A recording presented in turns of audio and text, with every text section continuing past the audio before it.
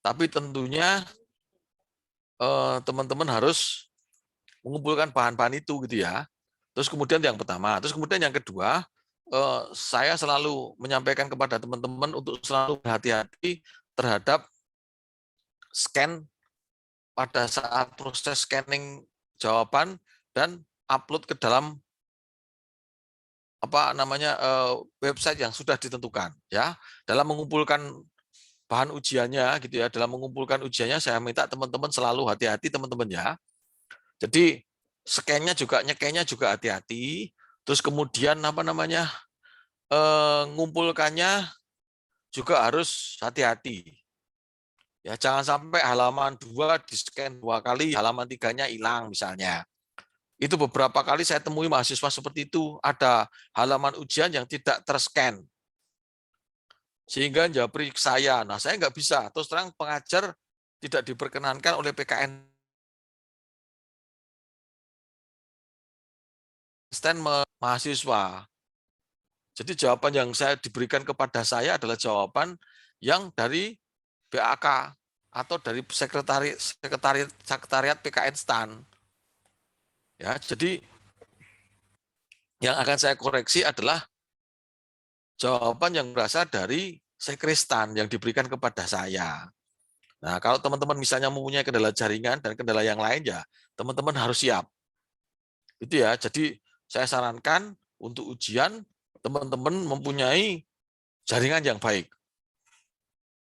Gitu ya, jaringan yang baik ya terserah teman-teman. Artinya banyak cara untuk mencari jaringan yang baik, misalnya menggunakan tethering handphone misalnya. Misalnya teman-teman menggunakan internet di rumah, IndiHome atau First Media atau Republik atau yang lain misalnya. Terserah teman-teman. Ya, yang penting bisa mengumpulkan ujian dengan baik.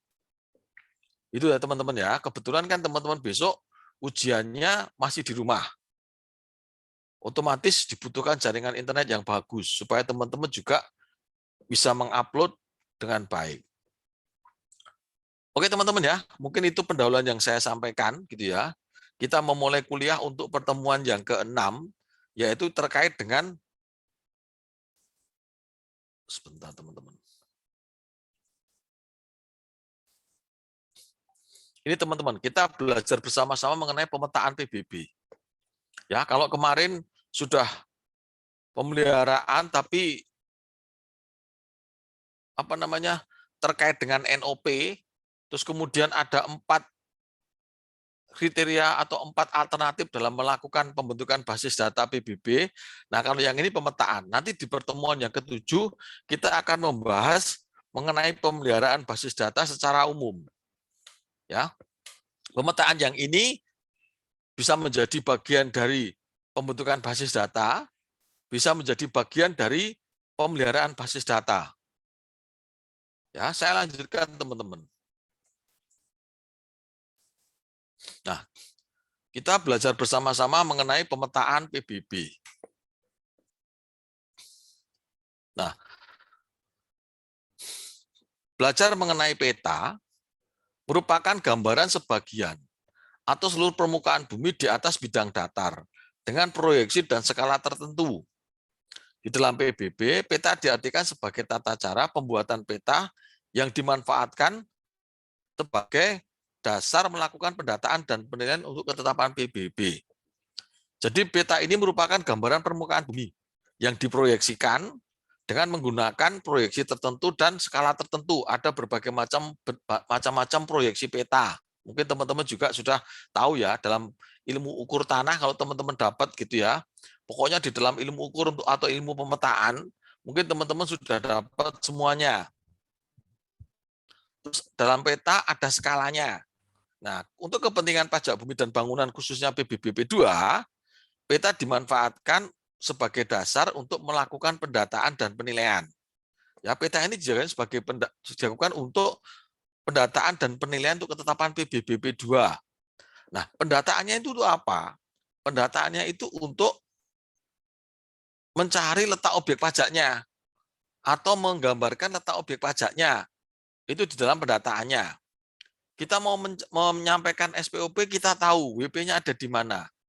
kita mau menyampaikan surat tagihan, kita tahu ada di mana berdasarkan peta tadi. Nah, terus kemudian penilaian. Peta kok digunakan untuk penilaian? Iya. Untuk penilaian masalah bangunan, kita menggunakan peta juga. Ya, sekelompok objek pajak yang mempunyai kondisi ekonomi yang sama, gitu kan, dikelompokkan ke dalam zona nilai tanah yang sama. Nah, pengelompokan zona nilai tanahnya itu dengan menggunakan peta tadi. Objek-objek yang terletak di pinggir jalan, maka mempunyai zona nilai tanah yang sama. Objek-objek yang terletak di baris kedua dari jalan, mempunyai NJOP yang berbeda dengan yang di pinggir jalan, dan seterusnya. Nah, itu ditunjukkan dengan menggunakan peta. Nah, kemudian untuk klasifikasi peta sendiri, untuk klasifikasi peta ada yang namanya peta standar, ada yang namanya peta tidak standar, atau sket peta. Nah, kalau peta standar ini tentunya mengikuti kaidah-kaidah yang ada di dalam kartografi atau ilmu yang mempelajari mengenai pembuatan peta. Terus kemudian yang tidak standar itu berupa sket peta. Nah, di dalam PBB ada yang menggunakan peta standar, ada pula untuk kepentingan tadi, pendataan dan penilaian cukup menggunakan sket peta. Nah, untuk yang pertama adalah pemetaan dengan menggunakan peta standar.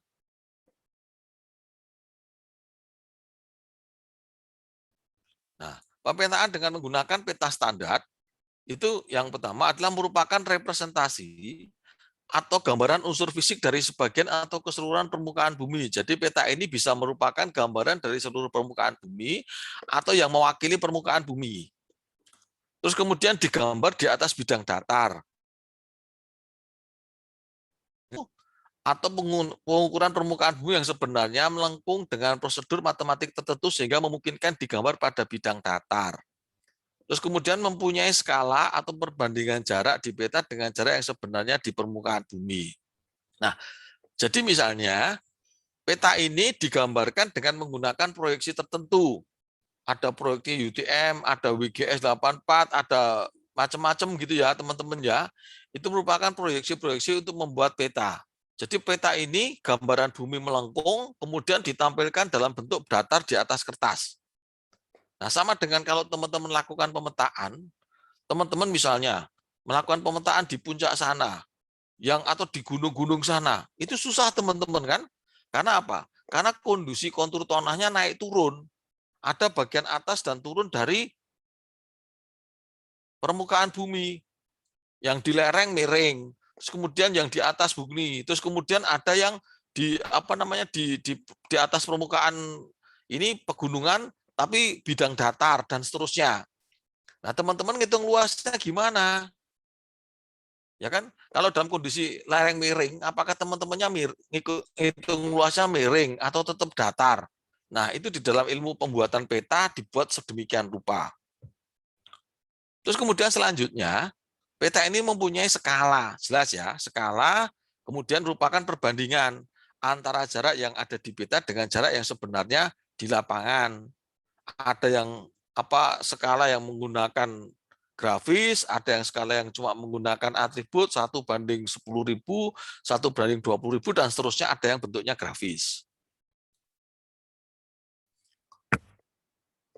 Nah, suatu peta idealnya harus dapat memenuhi ketentuan geometrik sebagai berikut.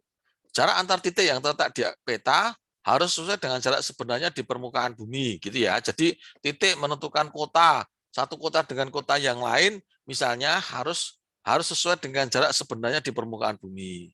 Terus kemudian besar sudut atau arah suatu garis yang digambarkan di atas peta, sudutnya harus sesuai dengan sudut sebenarnya yang ada di permukaan bumi. Kemudian luas permukaan. Luas permukaan yang digambarkan di atas bumi harus sesuai dengan luas permukaan sebenarnya yang ada di lapangan.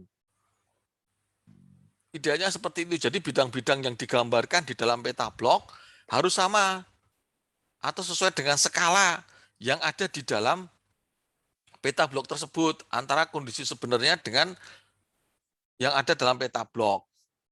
Terus kemudian bentuk yang digambarkan di atas peta harus sesuai dengan bentuk yang sebenarnya di permukaan bumi. Ya, jadi bentuk yang digambarkannya harus sama Kalau bentuk tanahnya adalah segi empat, ya segi empat. Kalau bentuk tanahnya trapesium juga sama trapesium. Panjang kali lebarnya juga sama. Tingginya juga sama gitu ya kalau trapesium dan seterusnya.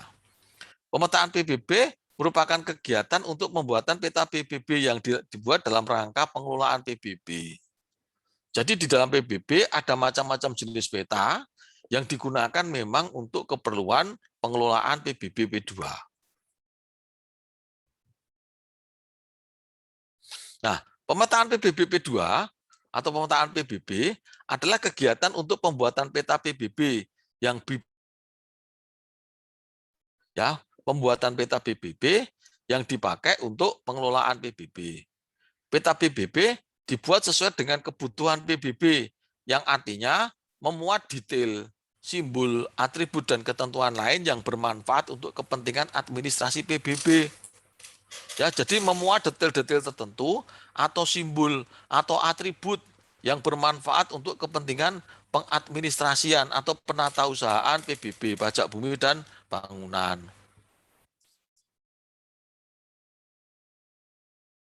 Nah, detail-detail yang digambarkan di dalam peta PBB adalah batas-batas administrasi. Ya, batas-batas itu berasal dalam batas-batas administrasi misalnya. Ada batas administrasi desa, ada batas administrasi kecamatan, ada batas administrasi kabupaten dan seterusnya atau batas provinsi. Kemudian ada batas blok. Tadi blok adalah zona geografis, terdiri dari sekelompok objek. Nah, batas blok itu batas blok itu antara lain bisa berupa batas alam maupun batas buatan manusia. Batas alam misalnya sungai, gitu ya. Terus kemudian laut misalnya. Terus kemudian ada lagi batas alam yang lain gunung. Terus dan sebagainya. Terus kemudian batas buatan manusia adanya misalnya ada jalan, rel kereta api, selokan, dan lain sebagainya. Nah, unsur-unsur perairan yang perlu digambarkan dalam peta desa atau kelurahan dan peta kerangka tersebut, peta blok tersebut antara lain adalah sungai misalnya, waduk, danau, dan lain-lain. Nah, kemudian ada unsur-unsur buatan manusia, jalan, rel kereta api, jembatan, dan lain sebagainya. Terus kemudian di dalam peta tersebut juga ada batas bidang dan bangunan. Nah, kalau bangunan di dalam peta blok tersebut digambarkan dengan arsiran yang berwarna hijau. Ya, di dalam blok-blok tersebut, di dalam bidang-bidang tersebut terdapat arsiran-arsiran yang berwarna hijau. Itu contohnya adalah gambar dari adanya bangunan di atas bidang tersebut. Kalau di dalam kotak tersebut isinya cuma putih, berarti hanya tanah kosong. Tapi kalau di dalam kotak tersebut ada bangunannya, maka di dalam kotak tersebut berarti ada bangunannya. Ya, cuman memang belum bisa dibentuk gambaran 3 dimensi atau 4 dimensi. Yang artinya kalau high-rise building belum ada pemetaan yang memetakan sampai dengan bentuknya 3 dimensi. Terus kemudian adanya simbol-simbol atau landmark.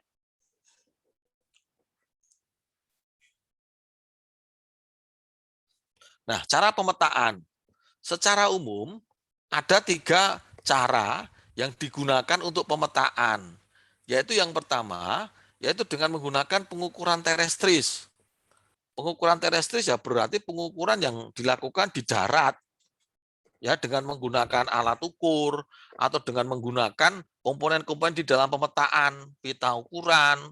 Kemudian kalau dulu melakukan pemetaan dengan menggunakan teodolit dan lain sebagainya. Terus kemudian ada yang pengukuran ekstraterestris, berarti dengan menggunakan bantuan-bantuan tertentu, semisal pesawat terbang, satelit, dan lain sebagainya. Terus kemudian pemetaan dengan menggunakan atau memanfaatkan peta rupa bumi, ya, yang berasal dari Bako Surtanal. Ya, kalau dulu-dulu ada yang namanya Bako Surtanal, Badan Koordinasi Survei dan Pemetaan Nasional. Gitu ya. Cuma saya sekarang nggak tahu apakah Baku Sultana itu sudah masih ada atau sudah berganti nama. Intinya Baku Sultana itu yang mengurusi pemetaan. Ya, kalau dulu kalau kita tidak punya peta bisa minta ke Baku Sultanal. Kalau nggak baku tunnel, top down angkatan darat. Top down angkatan darat itu mempunyai peta-peta yang kadang-kadang tidak dimiliki di baku tunnel. Jadi di Dinas TNI AD itu mempunyai peta-peta terhadap wilayah-wilayah tertentu. Namanya tentara ya buat perang, buat strategi perang, buat tahu kondisi wilayahnya seperti apa. Nah, itu di dalam tentara angkatan darat itu punya peta-peta. Jadi kalau nggak minta ke Bakor Sultana, bisa juga minta ke tentara. Untuk kepentingan pemetaan PBB, terutama untuk menghasilkan peta blok analog hard copy, paling sering digunakan dengan cara pemetaan terestris dengan menggunakan alat ukur yang berupa meteran. Sedangkan pengukuran ekstraterestis digunakan untuk menghasilkan peta desa atau peta kelurahan dalam bentuk soft copy. Dalam modul ini akan lebih banyak menyampaikan cara pengukuran terestris dengan hasil peta analog atau hard copy. Oke.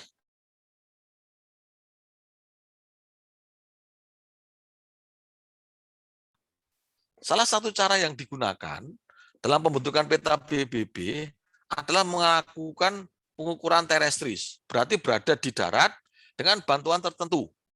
Pengukuran terestris adalah penentuan titik-titik di permukaan bumi dengan pengukuran jarak, sudut, dan kombinasi keduanya dengan alat yang berpangkal di tanah. Pengukuran terestris terdiri dari pemetaan posisi horizontal dan penentuan posisi vertikal. Kalau zaman saya sekolah dulu gitu ya, karena saya kan berasal dari teknik geologi gitu ya, diajari juga ilmu ukur tanah. Belajar pemetaannya menggunakan teodolit waktu itu. Waktu itu belum ada handphone. Jadi untuk mencari titik-titik koordinat masih menggunakan GPS. GPS pun juga masih langka waktu itu. Ya waktu itu masih langka. Kalau sekarang mah tinggal diklik Sherlock udah ketemu kita ada lokasi mana, di mana. Kalau yang dulu nggak seperti itu. Kami diberikan teodolit, terus kemudian dibuat semacam tugas untuk melakukan pemetaan terhadap wilayah tertentu. Ya dengan menggunakan teodolit tadi, terus kemudian dibuat poligon, poligon terbuka, poligon tertutup, terus kemudian sudutnya berapa, terus kita ada yang pegang rambu meternya, terus kemudian di teropong dari teodolit berapa, terus kemudian kalau menempatkan teodolit juga harus datar, ada eh, penunjuknya, kalau misalnya pemakaian teodolit seperti apa, sudutnya seperti apa. Nah, hal-hal semacam ini harus dilakukan gitu ya. Jadi tidak mudah untuk membuat peta yang ada di darat ini.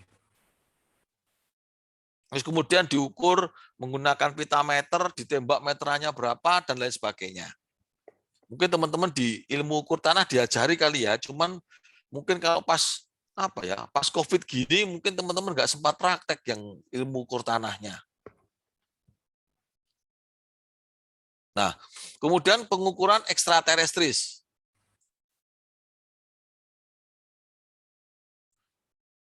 Pengukuran ekstraterestris.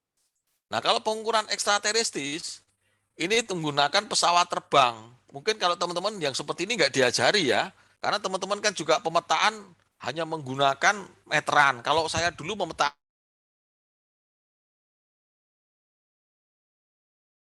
menggunakan, terus kemudian diajari juga pemetaan dengan menggunakan foto udara, dengan menggunakan citra satelit.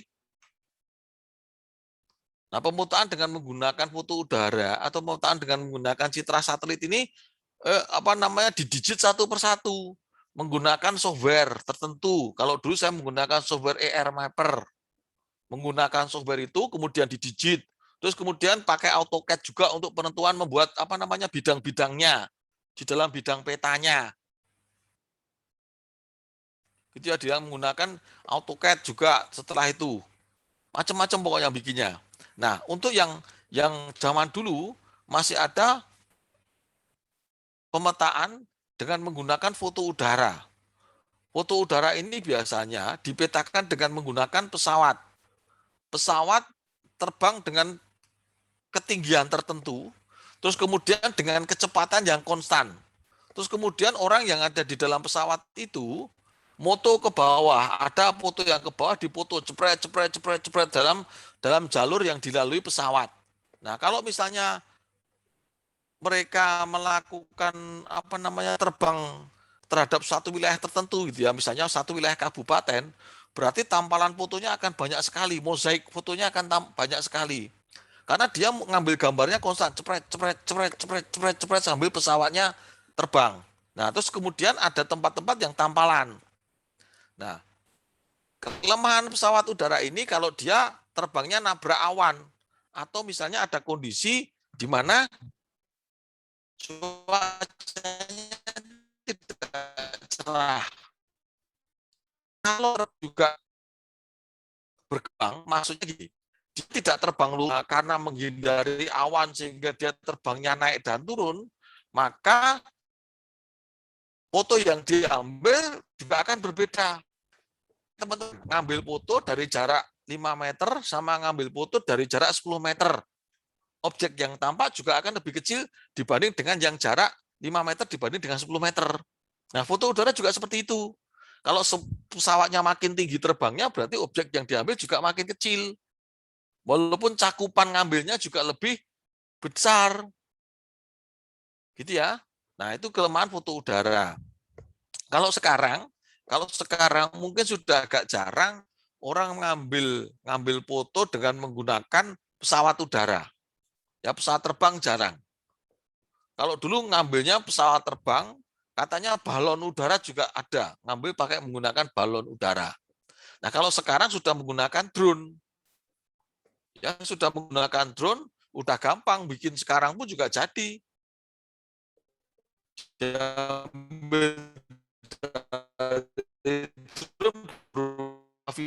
Berupa foto kan yang ambil bawah nggak cetek, kemudian baterainya habis, dulunya diturunin ganti baterai yang baru, tes dulu belum musim lah belum dipakai. Ya kalau sekarang mungkin sudah pengambilan gambarnya bisa dengan menggunakan drone. Nah itu kalau yang menggunakan citra satelit dari dulu sampai sekarang pun juga masih digunakan. Cuman kalau citra satelit membutuhkan ilmu tertentu karena memang lokasinya kan satelit di atas sana kan gitu ya, di angkasa sana, terus kemudian citra yang dihasilkan pun juga harus diolah dengan menggunakan program pengolah citra yang tentunya skalanya juga menggunakan skala yang lebih kecil lagi. Gitu kalau citra satelit. Tapi memang banyak juga digunakan. Terus untuk yang perkebunan, sebetulnya citra satelit banyak juga digunakan untuk melihat kondisi perkebunan kelapa sawit. Kalau dulu teman-teman saya membuat tugas akhir waktu zaman S2, membuat tingkat kematangan kelapa sawit dengan menggunakan citra satelit. Jadi kelapa sawit kalau perkebunan kan berdasarkan umur, ada yang umur tanaman sekian tahun, umur tanaman sekian tahun, umur tanaman sekian tahun. Nah, umur-umur tanaman itu tentunya membuat hasil citra satelitnya berbeda. Oh, kalau tanaman berumur 10 tahun yang menghasilkan kelapa sawit itu misalnya ada agak kuning-kuningnya karena ada buah sawitnya. Oh, untuk tanaman yang belum menghasilkan warna daunnya hijau dan lain sebagainya. Nah, itu diklasifikasikan ke dalam warna-warna tertentu untuk melihat atau menduga kira-kira kalau umur sekian warnanya apa? Kira-kira kalau tanaman umur sekian warnanya apa gitu ya. Fungsinya untuk pemetaan di lingkungan perkebunan. Oke ya, terus kemudian foto udara ini dilakukan untuk pembuatan peta. Terus saya lanjutkan ya. Kalau sekarang mungkin bisa juga melakukan pemetaan dengan menggunakan GPS. GPS untuk menentukan posisi lokasi kita di mana. Ya, atau misalnya ngetek titik. Oh, titik kita di sini. Batas kita ada titik di sini, batasnya di sini, di sini. Terus kemudian nanti digambarkan pada bidang datar tertentu berdasarkan titik-titik itu. Kalau dulu titik-titik itu hanya beberapa sebagai titik ikat, Yang lain berdasarkan titik ikat itu digambarkan lokasi relatifnya. Kalau sekarang mah nyari apa namanya? Nyari koordinat mah mudah, pakai pakai handphone juga akan ketemu koordinatnya.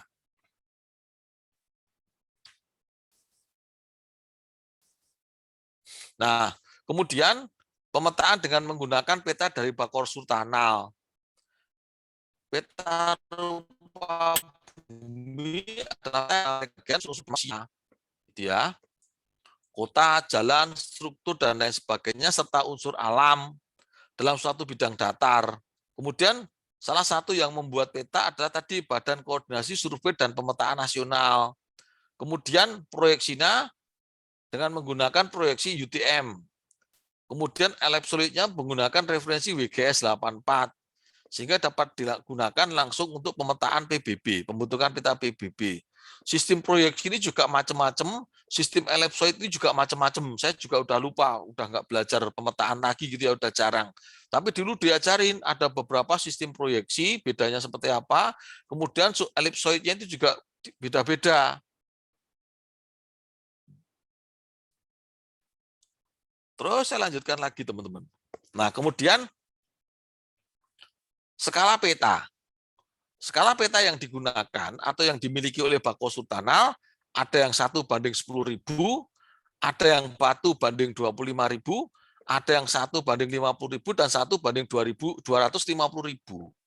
Untuk peta desa atau peta kelurahan, maka yang dimanfaatkan atau digunakan adalah peta 1:10.000 atau 1:25.000. Nah, di dalam peta Bako Sultanal tersebut terdapat 7 layer. Layer-layer itu yang ditampalkan itu.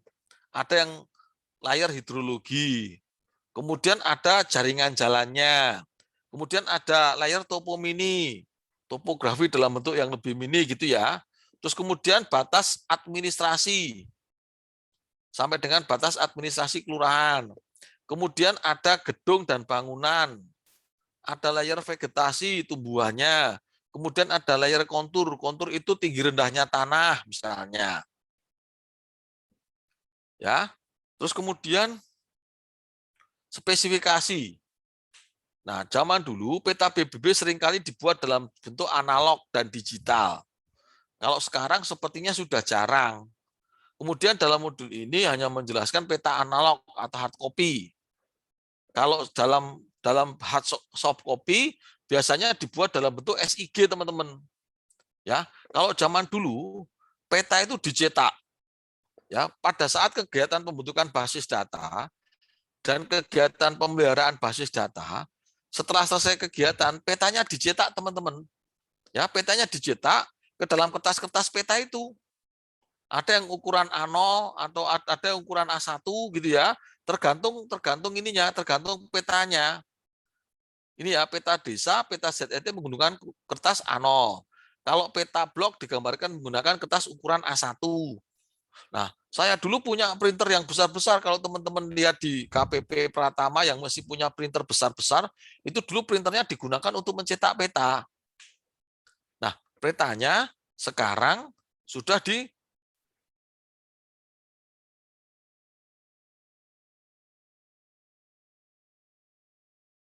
dibahkan ke pemerintah daerah. Saya yang printer besar itu sampai punya 2. Waktu digas di Cianjur, printer besar untuk nyetak peta saya punya 2. Yang satu printer beli sendiri dari duitnya KPPBB, punya sendiri. Terus kemudian itu juga digunakan untuk nyetak peta. Terus kemudian dari kantor pusat di-drop lagi printer peta yang lebih gede lagi. Printer peta yang lebih gede lagi. Terus kemudian kalau untuk seksi pengolahan data dan informasi waktu itu diberikan printer yang bentuknya kayak kotak-kotak gitu, yang gede buat nyetak SPPT PBB. Nyetaknya cepat, dot metric tapi ya menggunakan printer-printer dot metric. Printernya gede kayak kotak gitu ya, kayak kardus kotak gitu. Terus buat nyetak SPPT PBB.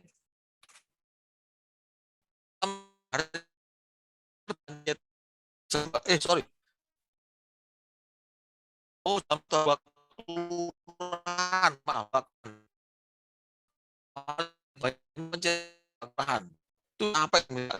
sampai dengan siang minta. Kalau kelurahannya banyak, ya paling satu kecamatan. Kalau kelurahannya dikit, dalam satu dari dua kelurahan, dua kecamatan.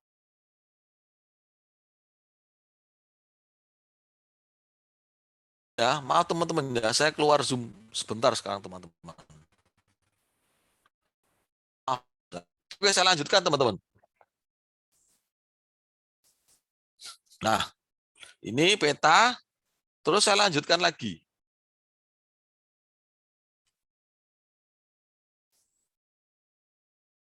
Nah, kerangka muka peta PBB. Kerangka muka itu artinya di dalam peta PBB tersebut terdapat bagian-bagian judul petanya. Terus kemudian grid dan informasi koordinat peta yang plus plus plus plus itu namanya grid. Terus kemudian keterangan pembuat petanya, siapa pembuat petanya. Kemudian indeks dan keterangan peta, arah utara dan skala petanya. Kemudian legenda peta, terus kemudian ada keterangan lokasi petanya. Nah, ini contohnya teman-teman. Ini plus plus plus ini namanya grid. Legenda petanya ada di bawah. Terus ini koordinatnya, ada koordinatnya di sini. Terus kemudian ada arah utara, arah pembuat petanya, dan seterusnya. Gitu ya, contohnya seperti ini, apa namanya lembar untuk mencetak petanya. Contoh seperti ini lembar untuk mencetak petanya.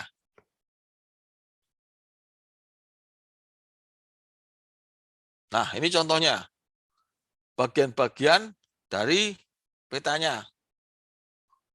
Ya, ada keterangan kalau misalnya bingkainya 2,5 dari atas, bingkainya 2,5 dari bawah, terus kemudian ini letaknya 110 cm panjangnya, terus ini 1,5 dan lain sebagainya, ini sudah diukur.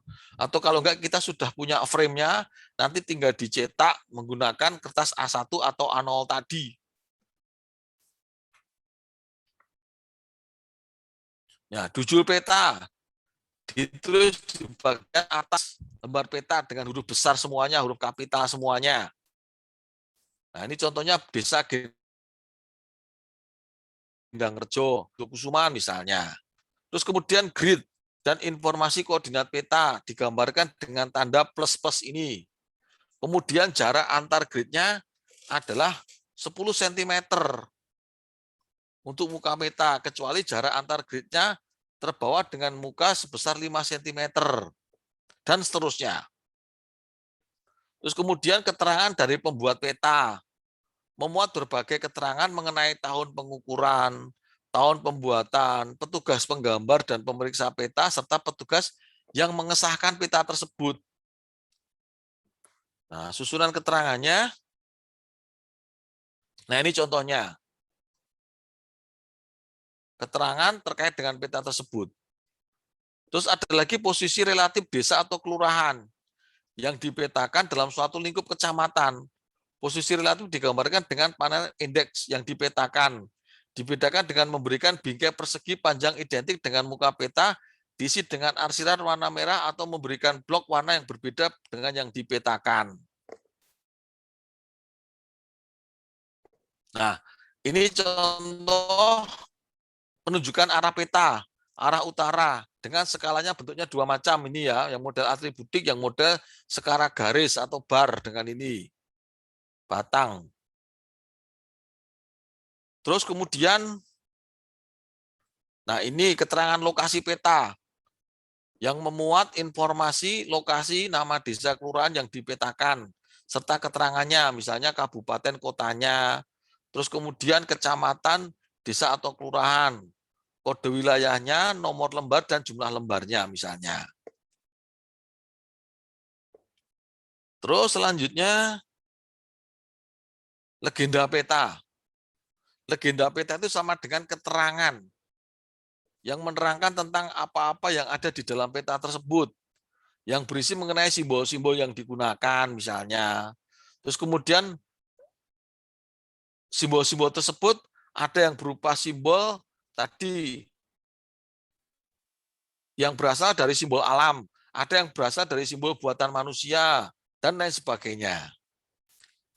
Nah, simbol-simbol ini digunakan untuk menggambarkan objek-objek yang ada di dalam peta. Ya, simbol itu digunakan untuk menggambarkan objek-objek yang ada di dalam peta, misalnya simbol jalan, misalnya simbol jembatan, misalnya simbol laut, misalnya simbol tempat ibadah, dan lain sebagainya. Nah, itu namanya legenda peta. Nah, kemudian ada lagi batas provinsi, misalnya simbolnya seperti apa. Kemudian batas kabupaten atau kota dengan warna hitam, garisnya plus plus plus plus. Terus kemudian batas kecamatan. Nah, dengan garis putus-putus. Kemudian batas desa atau kelurahan dengan batas warna hijau. Kemudian batas blok. Nah, tentunya ini beda-beda juga ya tebal dan tipisnya garis ini untuk masing-masing simbolnya. Nah, kemudian ada lagi simbol perairan, sungai, saluran irigasi, dibentuk dalam kondisi sungai misalnya gitu ya. Warna panahnya menunjukkan aliran airnya. Terus kemudian ada danau atau rawa. Kemudian ada jembatan, ada bendungan misalnya. Nah, ini berbagai macam simbol yang ada di peta. Nanti silakan dibaca sendiri ya, karena kalau saya terangkan sangat banyak sekali, yang penting teman-teman tahu saja.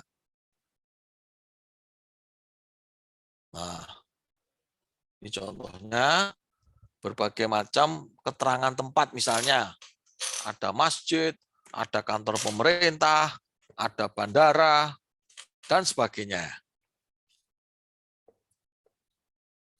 Nah, peta yang dibuat dan digunakan dalam administrasi PBB, antara lain adalah peta desa atau peta kelurahan. Nah, peta desa atau peta kelurahan merupakan peta yang menggambarkan wilayah desa atau kelurahan, beserta letak dan bentuk masing-masing blok, dilengkapi dengan nomor blok peta desa yang ada di PBB gitu ya, peta desanya PBB gitu ya, peta kelurahannya PBB, di dalamnya memuat mengenai informasi blok, mengenai informasi nomor bloknya. Ya. Terus kemudian skalanya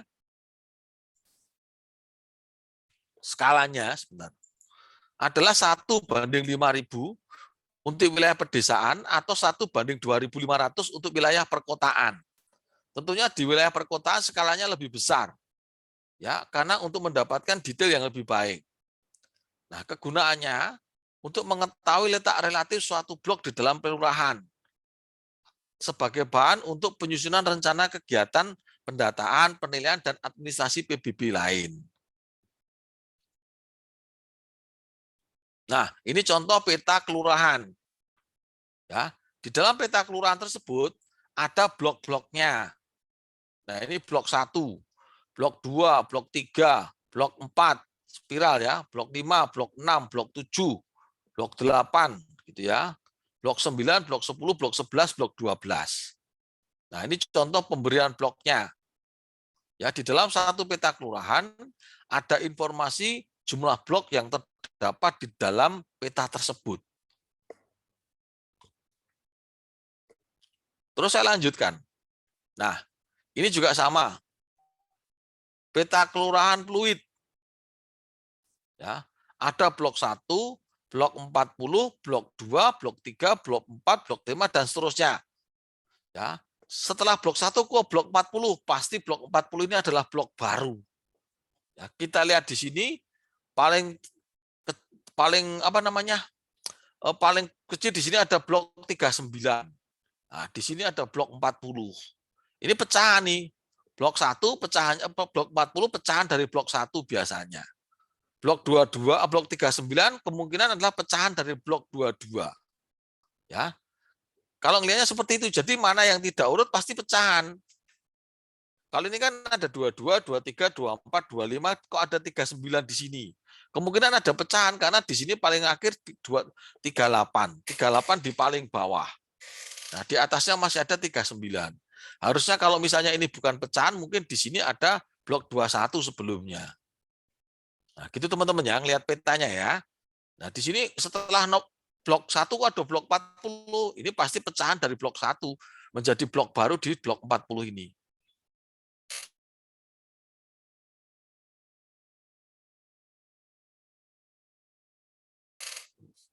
Kemudian yang kedua, ada yang namanya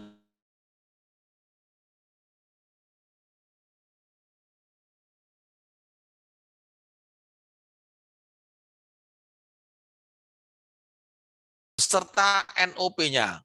Peta ini dibuat dalam skala 1:1000 atau peta 1:2500 untuk sektor pedesaan. Dan 1:1000 atau skala yang lebih besar dengan kebutuhan untuk daerah perkotaan. Kegunaan peta blok ini untuk mengetahui letak relatif suatu objek pajak dalam satu blok di suatu kelurahan. Nah, supaya kita mengetahui apa objek pajak di dalam peta, maka ada yang namanya peta blok. Nah, ini contoh peta blok. Tadi ya, ini gambaran merupakan blok 5.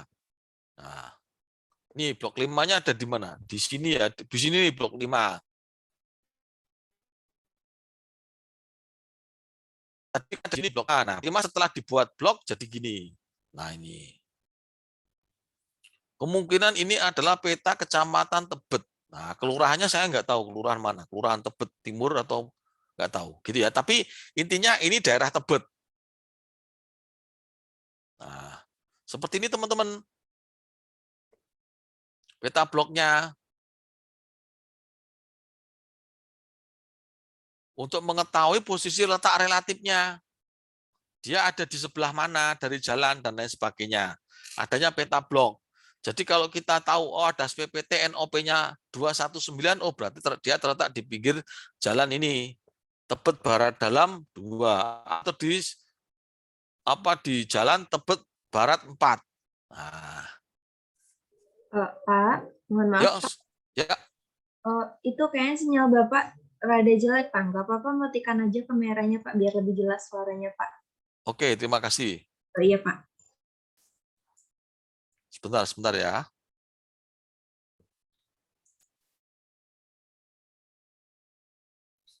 Suara saya putus-putus teman-teman ya. Aman, Pak. Gimana? Saya matiin dulu ini ya, video saya ya, biar teman-teman bisa lebih lancar ya. Boleh, Pak. Oke ya, saya matikan dulu ya teman-teman ya. Kalau misalnya ini nanti saya hidupin lagi. Oke, sementara saya matikan dulu biar teman-teman mungkin lebih nyaman mendengarkan suara saya. Oke.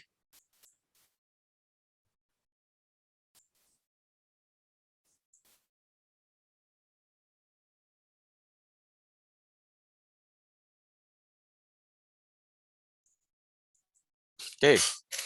Oke teman-teman, yang ini namanya adalah peta blok. Ya, peta blok tadi merupakan peta blok dari kecamatan Tebet tadi. Cuman saya nggak tahu kelurahan pastinya kelurahan mana gitu ya. Dia samarkan dengan nama kelurahan A. Nah, peta bloknya seperti ini. Tadi fungsinya untuk pendataan dan penilaian PBBB 2. Nah, kalau peta blok ini fungsinya untuk pengadministrasian, untuk mendata, oh blok 5 NOP 219 ada di sini. Blok 5 NOP 101 ada di sini dan lain sebagainya. Kalau kita membagikan SPOP atau menagih pajaknya bisa berdasarkan peta ini. Nah, fungsi pendataannya ada di situ. Fungsi peta sebagai sarana untuk mendata wajib pajak ada di situ. Nah, kalau fungsinya NJOP, nah tinggal kita cari nanti di peta ZNT-nya seperti apa. Itu sebagai fungsi petanya sebagai tadi penilaian tadi, sarana penilaian massal tadi. Nah, ini contoh blok. Contoh blok adalah zona geografis yang terdiri dari sekelompok objek pajak yang dibatasi oleh batas alam atau buatan manusia yang bersifat permanen. Nah, ini contohnya teman-teman. Ya, ini contohnya, saya nggak tahu, ini blok 1 atau blok 40, ini contoh blok. Ya, contoh bloknya seperti ini. Nah, gitu ya teman-teman ya. Terus kemudian saya lanjutkan lagi. Nah, oke silakan Putih. Kalau mau nanya Putih, silakan. Oh iya Pak, bisa tolong dihitung nggak Pak yang peta sebelum tebet Pak? Saya pengen nanya yang terkait peta itu Pak. Oh, ada Yang tadi. ini, Oh iya sebelum ini. Ah iya yang ini Pak. yang Itu mana kan, ini? oh yang merah-merah tadi Pak. Yang Oke, ini. ya, nih. Nah ini kan kalau peta itu kan dari kanan ke kiri, kemudian ke bawahnya, terus dari kiri ke kanan lagi. Nah itu kenapa dari abis 31 itu nggak lanjut ke 34 Pak? Kenapa ke 32, 33 dia? Dia Sorry ya, kanan. bentar dulu. Iya. Ini merupakan contoh peta kelurahan. Tapi sebetulnya ini contoh yang kurang pas. Kenapa? Karena ini merupakan print screen atau print screen dari SIG PBB. Kalau peta yang betul, tampilannya yang seperti ini. Kalau Oh, peta hard copy yang betul, tampilannya itu seperti ini. Peta hard copy yang benar. Peta yang ini diambilnya dari peta SIG. Peta SIG dimasukkan ke dalam tampilan ini Putih. Ya, kalau mau jadi peta kelurahan sebetulnya harus bentuknya seperti ini. Ya, maksudnya artinya peta-peta kelurahan yang standar, yang sudah ada bagan dan lain sebagainya. Kalau mau nyetak hard copy, tampilannya seperti ini. Tampilan seperti ini itu adanya di dalam SIG. Ya, kita misalnya masuk ya, pertama masuk itu misalnya ada kabupatennya mana. Kita klik kabupaten di situ, keluarnya kecamatan. Kita klik lagi, keluarnya kelurahan ini. Kita klik lagi misalnya diklik 001 ini, dia akan keluar peta bloknya 001. Ya, kalau di dalam SIG seperti itu. Oke, terus pertanyaanmu gimana Putih? oh, jadi ini petanya tuh kayak gabungan kelurahan gitu ya Pak berarti? Bukan gabungan blok dalam satu Oh, kelurahan. oh iya, iya. Ini blok ini peta blok dalam satu kelurahan, tapi ini sebetulnya bentuknya peta digital sebetulnya. Hanya peta digital ini kayak semacam di print screen dimasukkan ke dalam PPT ini. Kalau yang tadi itu memang benar-benar contoh peta hard copy yang suka dicetak pakai printer yang gede. Nah, bentuknya seperti ini. Cuman ini tidak berwarna. Pada umumnya kalau nyetak ini peta ini berwarna. Nah, ini kalau ini SIG sebetulnya. Gitu Putih. Oh iya Pak. Oke, terus yang mau dicanangkan yang mana Putih? Oh, penomorannya itu Pak, kan habisnya harusnya dari 31 ke kanan nggak sih Pak? Nah, kalau memang penomoran subjektif dari si pembuat peta ya. Artinya kalau dalam hal ini peta blok ya subjektif dari yang membuat peta. Intinya adalah penomoran itu menggunakan apa namanya spiral tadi 1, 2 bloknya ya 3, 4, 5, 6, 7, 8. Nah ini kan sebetulnya antara 5 sama 6 ini kan sebetulnya bisa 6-nya di sini, bisa 6-nya di sini. Tapi si pembuat peta lebih cenderung membuat 6 di sini, terus 7 di sini baru 8. Nah, 8 9-nya mana? Oh, ini 9-nya di sini, 10 di sini, 11 di sini, 12, 13, 14, 15, 16, 17, 18, 19, 20, 21. Nah, ini kedua 2, 23, 24, 25, 26, 27, 28, 29, 30, 31. Terus 32-nya balik ke sini. Nah, ini juga subjektif lagi sama si pembuat petanya tadi. Sama kayak yang di atas ini. 32, 33 kan kenapa kok enggak misalnya 31, 32-nya di sini, 33 karena subjektif tadi Putih. Yang penting tidak maksudnya dalam satu blok ada mengikuti ketentuan itu. Ada 31, 32, 35, 36, 37, 38. Nah, 38. Terus kemudian berkembang daerah baru. Blok 22 dipecah lagi jadi blok 39. Nah, kalau yang blok 39 sama blok 40 ini kemungkinan adalah hasil dari pemeliharaan basis data. Sudah dibentuk satu blok satu, misalnya batas bloknya ada di sini, terus kemudian karena kondisinya berkembang, di sini misalnya ada pengembangan baru, area baru, maka dibuat blok 1, blok 40 di sini. Tapi bloknya duluan yang 39 ini dibentuk, misalnya di 9 ada 39 di sini, baru blok 40. Gitu Putih. Ya, paham Pak. Makasih Pak. Ya, oke. Oke, yang lain kalau misalnya mau nanya silahkan, nggak apa-apa. Pak, izin bertanya, Pak. Oke, silahkan. Apakah pemecahannya itu khusus yang blok-blok pinggir aja ya? Maksudnya gimana? Maksudnya gimana? Pertanyaan gimana? Kayak pemecahan tadi yang kayak nomor blok yang 39 sama 40 kan kebetulan itu pemecahan dari yang nomor blok 1 sama blok 22, kebetulan blok 1 sama blok 22 itu di pinggir, Pak, gitu. Apakah bisa yang blok di tengah juga dipecah jadi 2 gitu, Pak? Pemecahan tidak melihat letak bloknya. Ya, sebentar. Sebentar, Arjiris. Jadi pemetaan ini tidak melihat letaknya. Pemecahan ini lebih tergantung dari objek pajaknya. Tergantung dari objek pajaknya. Misal gini ya. Misal saya contohkan apa ya. Nah, ibaratnya blok 1 ini ya, blok 1 ini mungkin jadi 1. Atau mungkin justru blok 40 ini dulu belum ada. Kalau fluid itu kan pinggir laut ya, fluid itu pinggir laut. Bisa jadi ini reklamasi pantai misalnya. Bisa jadi ini dulu masih tanah pinggir pantai, diuruk terus ditambah lagi blok. Bisa jadi. Terus kemudian ini juga sama misalnya pinggir bisa jadi. Tapi kan misalnya gini, di tengah kota ini apa sih? Ini sungai ya, mungkin Gunung Sahari atau apa ya. Nah, di pinggir ini misalnya ada apartemen baru di sini. Bisa jadi blok 4 ini juga dipecah. Ya, bisa jadi di sini ada dipecah. Jadi tidak mesti di pinggir, tidak mesti di pinggir, tapi berdasarkan jumlah objek dan keluasannya. Ya, bisa jadi jumlah objek dan keluasannya. Saya contohkan gini. Misalnya contohnya di Bintaro Jaya. Di Bintaro Jaya, dia awalnya cuman luasnya 15 hektar. Satu blok luasnya 15 hektar. Terus kemudian 5 hektarnya dipecah menjadi blok sendiri. Kenapa? Karena 5 hektarnya sudah dibangun bangunan rumah-rumah masyarakat. Ya, bisa dibuat lebih dari 1 blok. Mungkin misalnya dari 15 hektar, dari 15 hektar tadi dipecah 10 hektar dan 5 hektar. Yang 5 hektar tadi misalnya sudah dibangun rumah jumlahnya 1000. Otomatis bisa dibuat blok sejumlah 5 blok. Tinggal tergantung dari orang yang mendata tadi. Jeris ya. Bisa dimengerti? Bisa, Pak. Makasih, Pak. Bisa ya. Jadi tidak karena letaknya, tapi karena kondisi objek pajaknya dan keluasannya. Ya, dan keluasannya.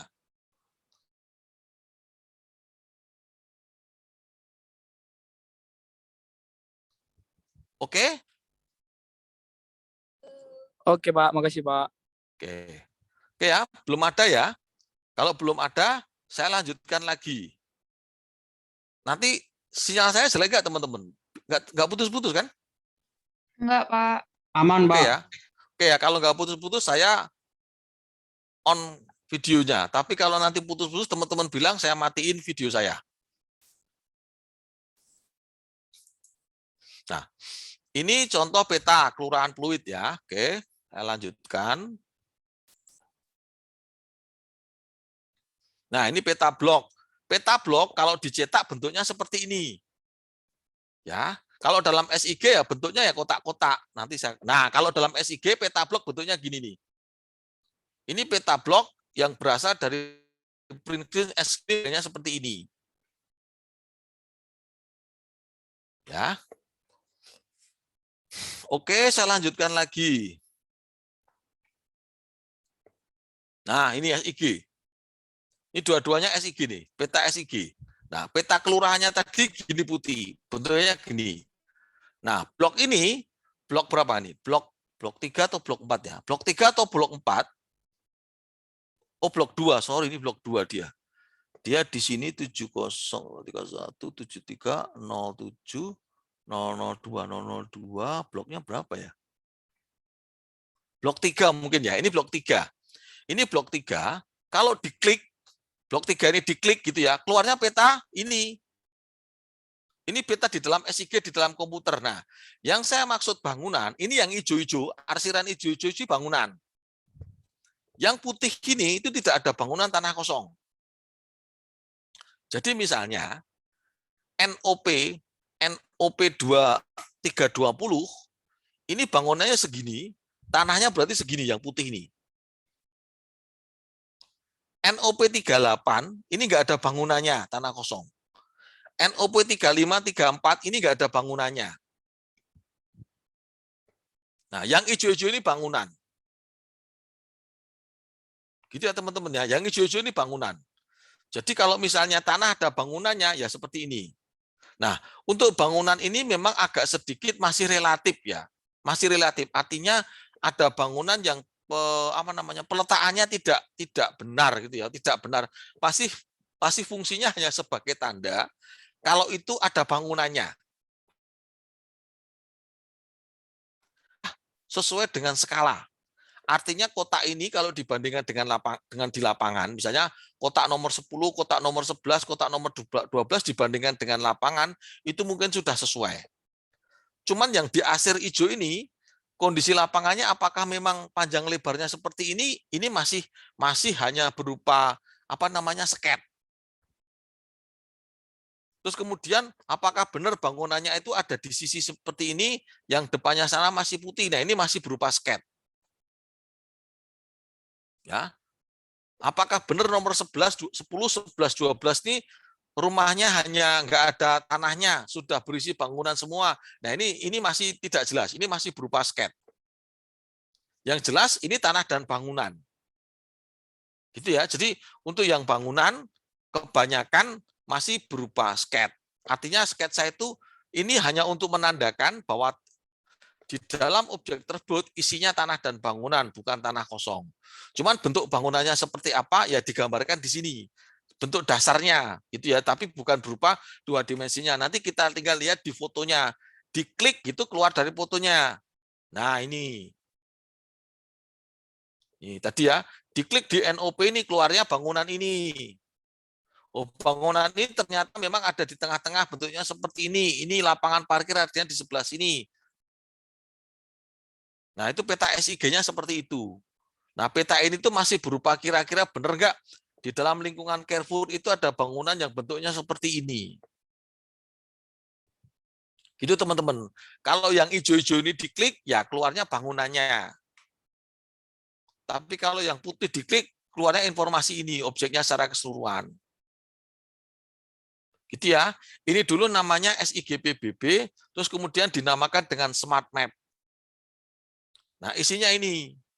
Ada informasi foto objek pajaknya, informasi PBB-nya, peta lokasinya ada di mana, kemudian ini profilnya, dan lain sebagainya ada di sini. Nah, ini contoh untuk objek yang berupa badan. Untuk objek yang berupa orang pribadi, informasinya beda. Kepemilikannya orang pribadi. Kalau ini kan objek yang berupa badan, kepemilikannya adalah PT Carrefour misalnya. Objek yang berisi orang pribadi, informasinya beda.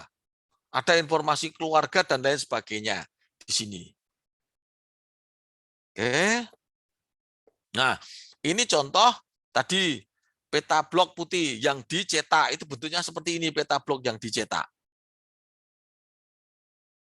Nah, peta ini menunjukkan blok ini adanya posisi di mana. Ya. Oke. Ada yang mau ditanyakan, Putih? Oh iya Pak, yang tadi saya masih agak gagal paham yang sebelum yang di peta yang ada gambar bangunan sebelumnya Pak, sebelumnya. Yang blok 3 kata Bapak itu Pak, sebelum ini. Ini? Sebelum ini. Yang ini. Nah, jadi yang berarti yang di blok 3 ini gambarnya yang hijau ini atau ini blok 5, ini blok 5. Blok 5. Ini blok 5 kelurahan dari kelurahan yang ini. Ini di sini posisinya bloknya. Ini di sini, posisinya bloknya di sini. Terus kalau dibuat peta blok jadinya ini. Oh, yang hijau-hijau tadi gitu, Pak. Oh, kalau yang hijau tadi saya cuma menerangkan bangunan, sebetulnya ini. Kalau ini sama ini itu sama petanya. Nah, ini sama. Cuman kan maksudnya sama itu modelnya sebetulnya peta kalau berwarna seperti ini. Cuman ini petanya hitam putih. Cuman memang ini di blok yang berbeda. Ini kelurahan blok 5 kelurahan A, ini Beda lagi, Ah, ini kelurahan Gemposari kalau ini. Cuman maksudnya yang mau disampaikan itu bahwasanya kalau nyetak peta blok bentuknya seperti ini. Gitu oh, Putih, informasi yang mau disampaikan itu seperti itu. oh iya paham Pak. Saya pikir Ya, tadi ya. sama. Makasih Pak. Bukan sama, tapi informasi yang disampaikan kalau peta tadi dicetak dalam bentuk hard copy itu modelnya seperti ini dengan informasi-informasi yang ada di sini. Kalau yang hijau-hijau ini berarti tanah dan bangunan, isinya tanah dan bangunan. Kalau yang cuman yang putih-putih ini berarti tanah kosong, kafling-kafling siap bangun. Paham sekali Itu Pak. Putih Makasih ya, Pak. ya, oke. Ada yang lain teman-teman? Silakan. Izin bertanya, Pak, Oke, silakan. terkait blok. Kan tadi disebutkan bahwa blok itu kan zona geografis yang terdiri dari sekelompok objek pajak yang dibatasi oleh batas alam. Nah, Betul. misalkan di desa itu banyak sawah gitu ya, Pak, yang lebar. Nah, di tengah-tengahnya itu kayak ada membentang sungai itu, bloknya tetap sama atau beda, Pak? Boleh apa namanya? Boleh motong sungai boleh. Motong sungai boleh, Fahri. Motong Berarti- sungai boleh asalkan keluasan dan persyaratan 200 objek pajak terpenuhi, Fahri. Bisa diterima. Berarti boleh jadi satu apa dipisah, Pak? Jadi satu boleh, dipisah juga boleh. Oh, baik, Ya, Pak. jadi satu boleh, dipisah juga boleh. Tinggal tergantung nanti yang bikin blok seperti apa. Maksudnya si tukang petanya itu mau dibikin seperti apa bloknya. Ya. Sebentar ya. Baik, sebentar. Pak. Terima kasih. Oke, sebentar.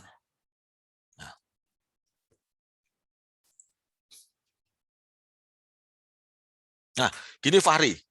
Ini contoh ya, ini contoh. Ini kalau tidak salah ini bentuknya sungai mungkin. Mungkin sungai di tengah kota, mungkin di jalan ada sungainya. Di jalan ada sungainya tuh contohnya apa ya? Kalau di sini ya, di Jalan Gunung Sahari ada sungai di pinggir jalannya, di samping jalannya. Terus kalau kalian yang tahu di mana ya? Jadi ada jalan, pokoknya jalannya itu tengahnya ada sungainya. Kadang-kadang ada yang model seperti itu. Nah, di sini kalau di sini dia kebatas oleh jalan itu bisa jadi berbeda bloknya. Ya, kalau ini dibuat di beda bloknya. Tapi sebetulnya jadi satu pun juga tidak ada masalah, gitu ya. Asalkan masih memenuhi kriteria yang tadi. Kayak ini ya, nomor 1 ini kan gede nih. Dulu kan bloknya gede. Nah, nomor 2 juga sama, bloknya juga gede. Gitu Fahri ya, bisa dipahami ya?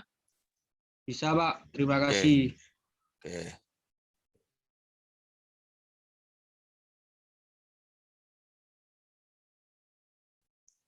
Oke.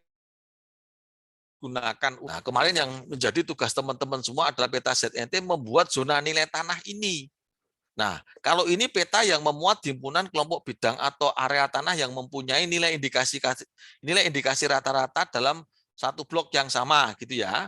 Dibuat dengan skala yang sama dengan peta desa atau kelurahan untuk membedakan satu zona nilai tanah dengan zona nilai tanah yang lain, maka dibuat berwarna. Nah, ini contohnya. Nah, cuman ini hitam putih teman-teman, ini fotonya hitam putih, gambarnya hitam putih. Tapi ini seperti yang kemarin saya berikan contohnya, kalau dicetak dalam A0 kertas modelnya seperti ini petanya.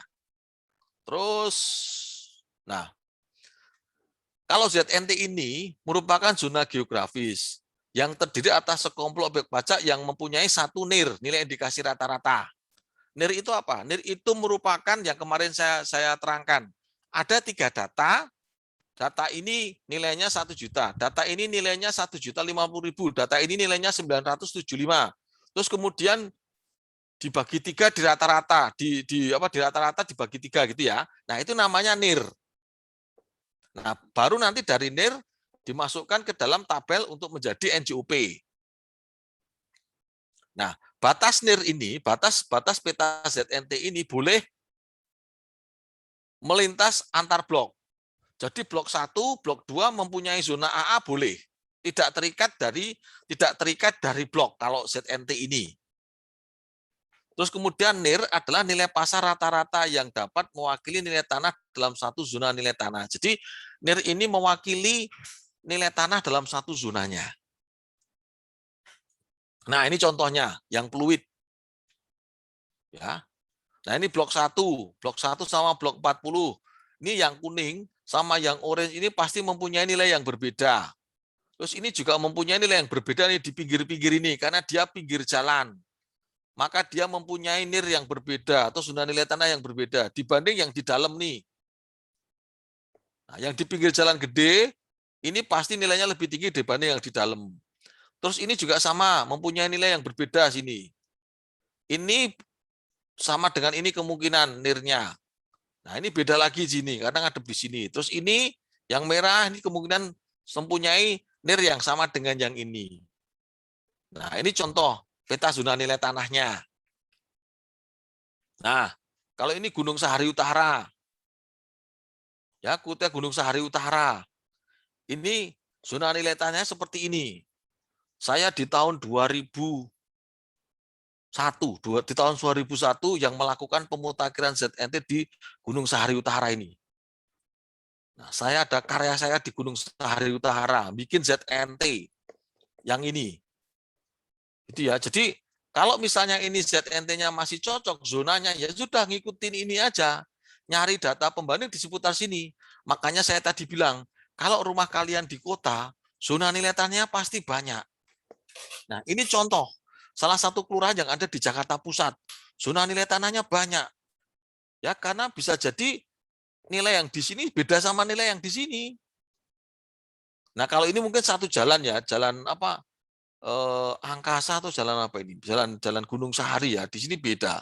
Nah, jalan industri di sini. Nah, gitu teman-teman. Jadi dibikin sendiri-sendiri zona nilai tanahnya. Ya, terus kemudian biasanya kalau kami melakukan pendataan ini boncengan sama teman dulu. Jadi teman yang satu pegang sepeda motor, teman yang lain bonceng di bawahnya, di belakangnya sambil membawa clipboard. Nah, kita foto-foto sambil membawa peta ini di print dalam kertas HVS yang kecil, terus kemudian kita foto-foto. Oh, dapat objek di sini kita foto.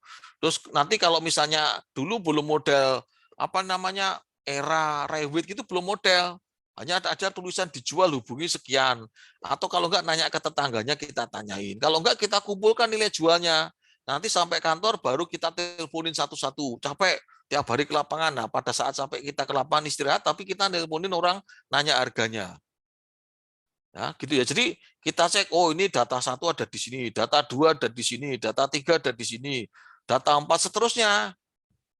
Kita dapatkan satu data kelurahan ini, teman-teman, untuk melakukan updating data NIR yang ada di kelurahan ini.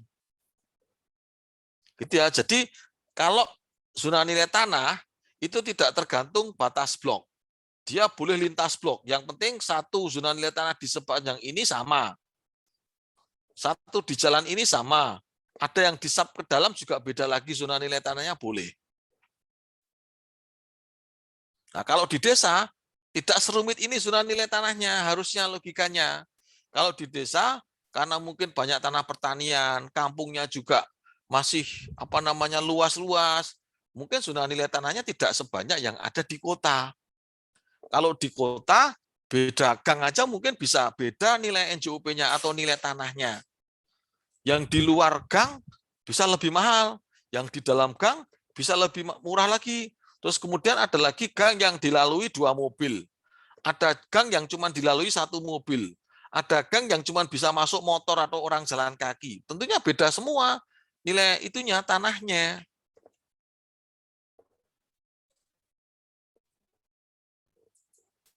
Nah, ini contohnya. Peta zona nilai tanah juga seperti itu. Nah, ini. Nah, ungu sama dengan yang ini misalnya. Gitu ya. Jadi, contohnya seperti itu, membuat zona nilai tanahnya. Nanti silakan teman-teman dicoba ya. Mungkin, terus nanti kalau misalnya nggak paham, boleh nanti pas tanya saya pas ada kuliah, atau misalnya mau ditanyakan dengan menggunakan forum apa namanya forum yang lain, misalnya di WA Group juga silahkan, nggak apa-apa.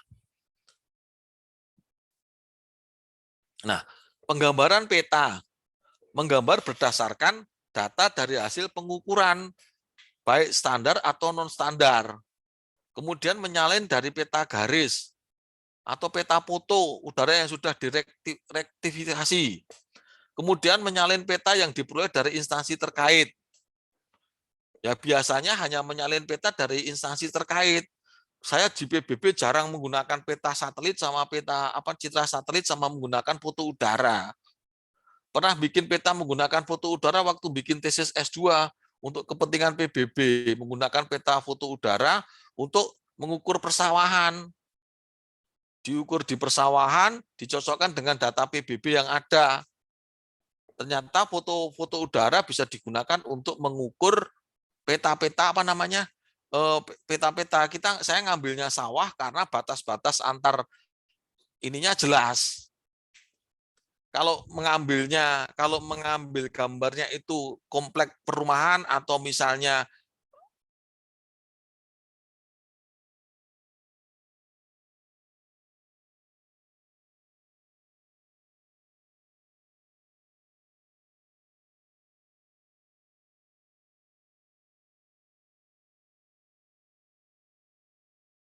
sama enggak dengan hasil pengukuran PBB secara terestris dengan hasil pengukuran dengan menggunakan foto udara.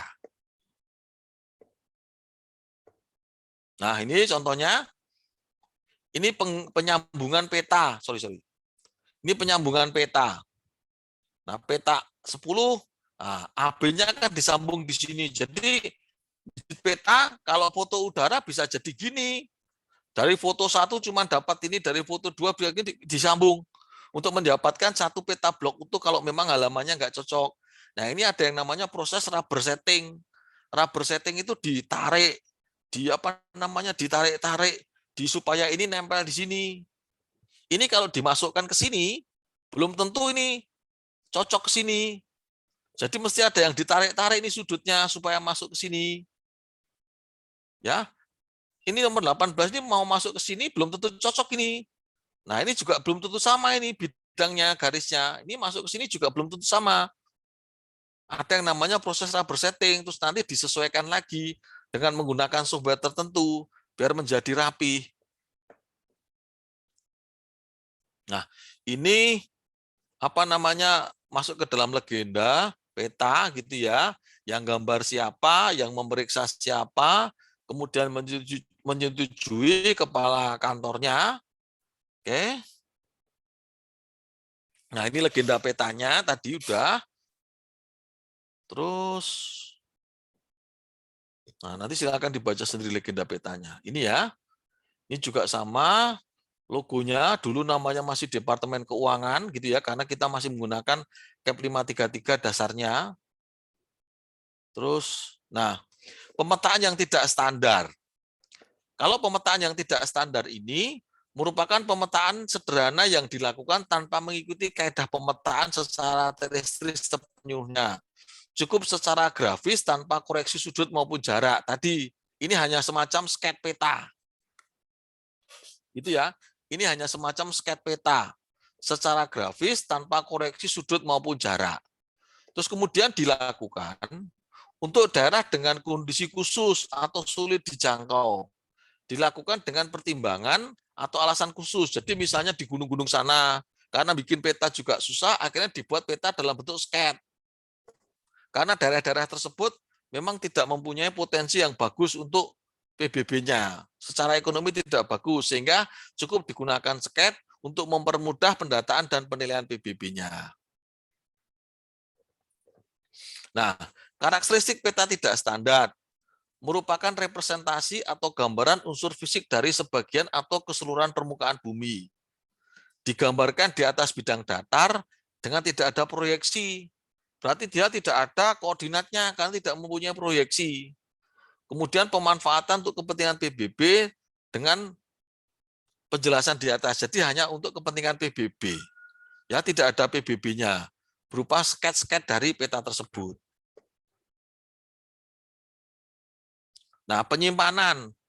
Peta-peta PTB tersebut biasanya dicetak. Tadi saya sampaikan ya, dicetak, terus kemudian disimpan dalam lemari peta. Nah, lemari peta ini juga macam-macam bentuknya.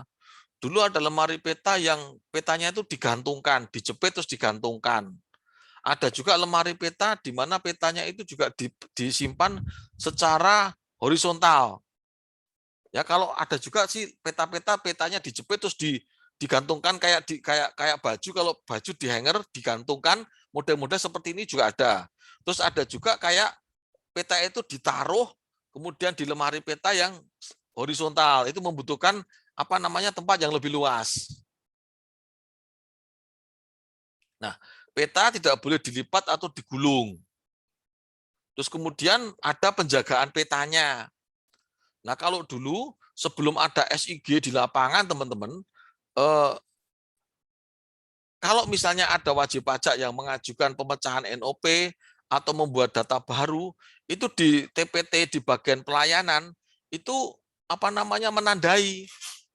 Oh, letaknya ada di sini, petanya ada di sini, digambarkan di situ. Oh, dia mau gambar di sini, digaris, digambarkan di situ petanya. Diberikan zona nilai tanahnya di situ. Itu teman-teman. Jadi membuat petanya. Kalau sekarang sudah ada SIG, dia bisa menunjukkan SIG-nya bisa langsung dipecah di situ, terus kemudian nanti oleh petugas lapangannya dicek apakah benar kondisinya ada di situ. Nah, oke teman-teman, untuk pemetaan mungkin teman-teman sudah mengenal sedikit gitu ya. Kalau misalnya ada hal-hal yang mau ditanyakan, silahkan teman-teman. Izin bertanya, Pak. Oke, silahkan Fadil. Misalkan suatu kelurahan gitu, memecah diri gitu loh, Pak. Nah, itu apakah akan dilakukan pemetaan ulang, Pak, pada yang kelurahan sebelumnya gitu, Pak? Nah, oke Fadil. Kalau kelurahannya memang pecah kelurahan ya, kayak kemarin ya, NOP-nya bisa berubah.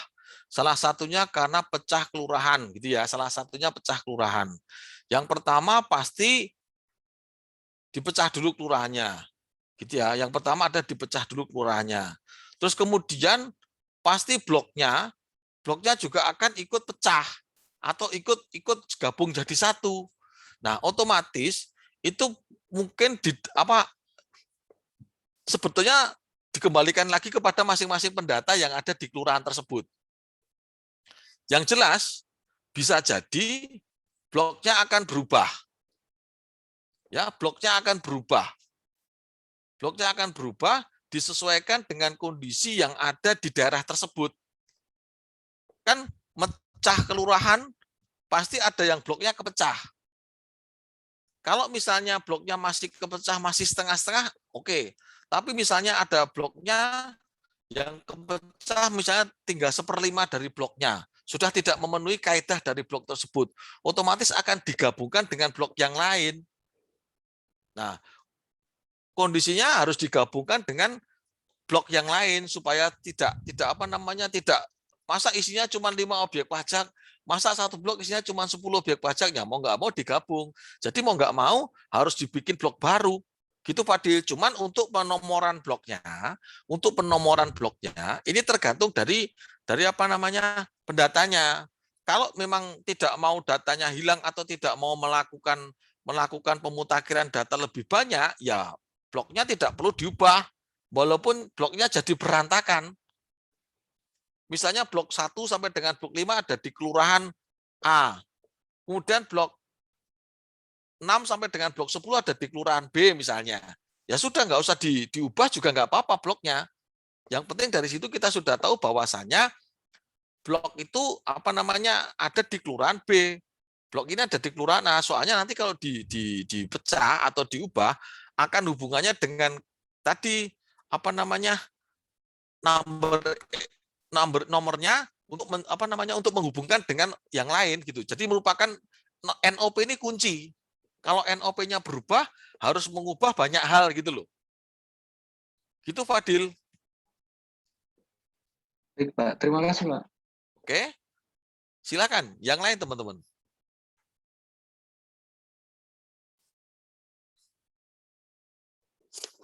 Izin bertanya, Pak. Oke, silakan. Tapi ini terkait tugas untuk ZNT itu, Pak. Oke, nggak apa-apa. Silakan, Hoki. Di desa saya tuh kan, Pak, dia di maps-nya tuh beda, Pak. Maksudnya wilayah administrasinya tuh geser dia, Pak. Nggak pas gitu, Pak. Dan kalau misalnya ke kantor desa, adanya tuh peta hard copy-nya gitu, Pak. Itu gimana, Pak? Karena kalau pakai hard copy-nya nanti susah buat warna-warnainnya itu, Pak. Kalau misalnya soft copy-nya nggak bisa. Belum ini sih, Pak. Belum ditanya lagi ada soft copy-nya apa enggak. Cuman kalau Nggak, dilihat kalau misalnya ngambil dari internet, itu geser, Pak, maps-nya, Pak. Maksudnya nggak pas wilayahnya gitu, Pak. oh, enggak, kalau menurut saya sih nggak pas banget sih, nggak ada masalah ya. Kita cuma latihan. Jadi intinya, Hoki mencari peta yang menurut Hoki mudah. Sebetulnya peta hard copy pun di-scan, ya kamu scan, terus kemudian apa kamu potong-potong menjadi bentuk dari suatu kelurahan juga nggak boleh, silahkan, nggak apa-apa. Ini tidak, maksudnya gini, saya tidak akan mempermasalahkan ini petanya punya skala atau tidak sih. Tapi intinya adalah kalian bisa membuat zona nilai tanah. Gitu. Memang kalau dulu saya memang hard copy bikinnya, dari hard copy itu difotokopi banyak, terus kemudian saya ZNT, terus kemudian di-scan dulu, kalau dulu ya. Tapi karena setelah ada SIG ini, jadi buatnya di dalam komputer. Tapi awal-awal saya bikinnya, ya saya pakai peta manual seperti tadi, diwarnai sendiri, diarsir sendiri. Gitu, Hoki. Tapi ya terserah, kalau Hoki misalnya bisa ngambil dari desa, ya di-scan peta desanya, dimasukkan ke dalam komputer. Tapi kalau misalnya mau bagus lagi, didigit. Tapi ya waktunya kan capek kan.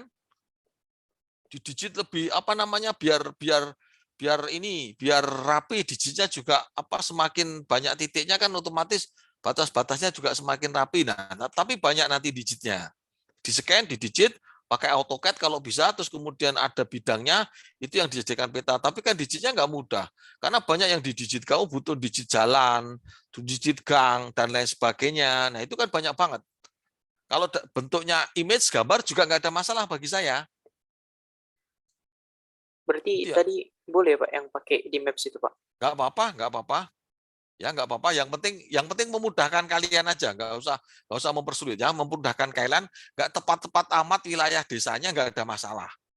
Yang penting dari gambar peta tadi, kalian sudah bisa menentukan, oh kira-kira kalau saya bikin ZNT, di sini ZNT AA, karena nilainya kemungkinan akan berbeda dengan daerah sekitarnya. Oh, di sini ZNT AB, sini ZNT AC, dan seterusnya. Gitu, Oki ya. Baik, Pak. Terima kasih, Pak. Oke, silakan. Yang lain.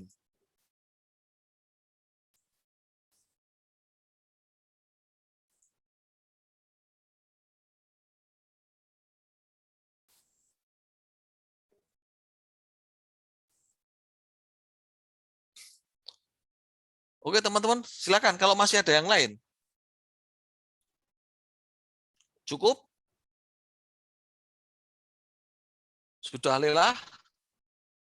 Sudah akhir minggu?